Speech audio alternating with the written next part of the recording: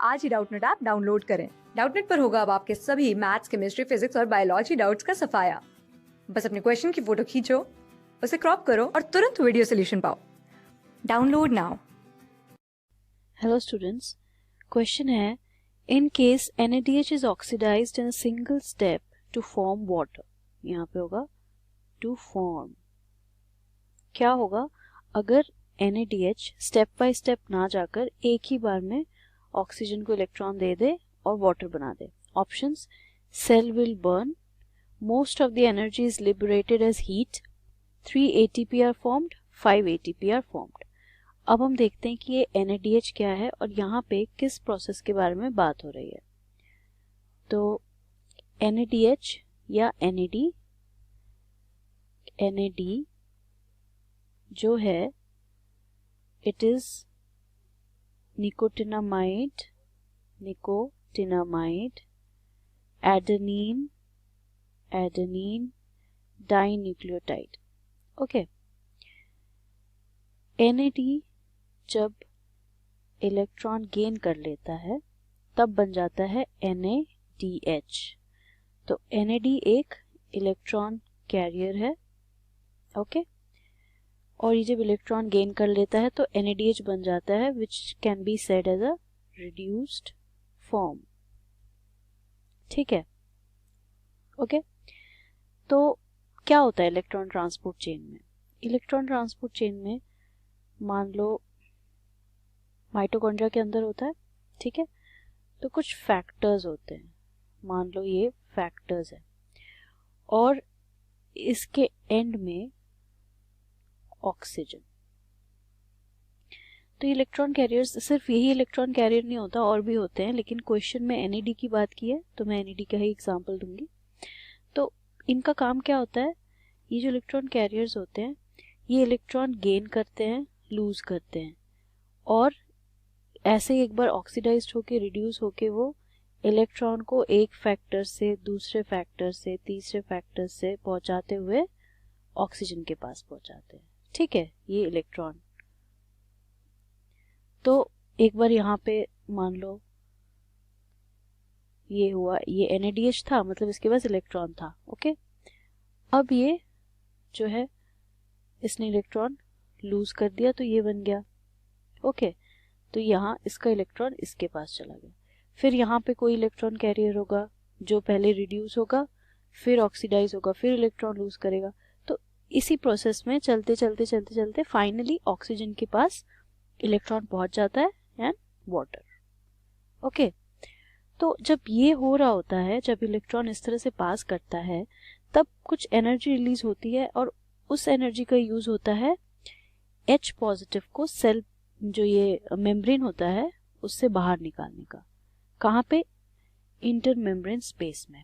तो माइटोकॉन्ड्रिया का जो इंटरमेम्ब्रेन स्पेस है वहां पे H पॉजिटिव चला जाता है। अब इलेक्ट्रॉन जा रहा है और H पॉजिटिव, कपलिंग रिएक्शन बोलते हैं इसको, कपलिंग रिएक्शन। कपलिंग रिएक्शन क्यों? क्योंकि दो दो चीजें हो रही है, एक तो इलेक्ट्रॉन जो है ट्रांसफर हो रहा है इधर से उधर, और उसकी वजह से H पॉजिटिव जो आयंस हैं वो इंटरमेम्ब्रेन स्पेस में जा रहे हैं इससे बाहर। फिर क्या होगा, धीरे धीरे बाहर जो है यहाँ पे इसको इस तरह से कर देती हूँ मैं, ये मैट्रिक्स है। ओके, मैट्रिक्स ना। अब क्या होगा कि बाहर जो है H पॉजिटिव का कंसंट्रेशन ज्यादा हो जाएगा, H पॉजिटिव का कंसंट्रेशन ज्यादा हो जाएगा, और अंदर जो है H पॉजिटिव का कंसंट्रेशन कम हो जाएगा। तो अब H पॉजिटिव को अंदर आना होगा इसके मैट्रिक्स के। तो जब इसको अंदर आना है तब इसे एक स्पेशलाइज्ड कह सकते हो मॉलिक्यूल से अंदर आना है या पाथ से अंदर आना है, जिसको कहते हैं F0 F1 पार्टिकल, और इसमें होता है एक एंजाइम ATP सिंथेज। ठीक है, जब ये H पॉजिटिव अंदर आएगा इसकी वजह से काइंड ऑफ मोटर लाइक होता है, तो ये घूमेगा या जो भी होगा, मोटर टाइप है, तो उसकी वजह से क्या होगा, ADP से ATP बनेगा। तो देखो कैसे इलेक्ट्रॉन के ट्रांसफर की वजह से H पॉजिटिव बाहर जा रहे हैं और ये H पॉजिटिव का यूज हो रहा है एटीपी जनरेशन में। ये हो गया first point. Okay, second point क्या? सेकंड पॉइंट ये है कि जो इलेक्ट्रॉन आ रहा है ये एक्चुअली एक हायर एनर्जी लेवल से लोअर एनर्जी लेवल या स्टेबिलिटी की ओर आ रहा है। ठीक है, यहाँ पे वो अनस्टेबल है और धीरे धीरे वो स्टेबिलिटी की ओर आ रहा है। तो हर स्टेप के साथ वो कुछ कुछ एनर्जी रिलीज हो रही है और इसका इस्तेमाल सेल कर रही है जितना भी वो कैप्चर कर सके, कैप्चर करके एनर्जी बनाने की।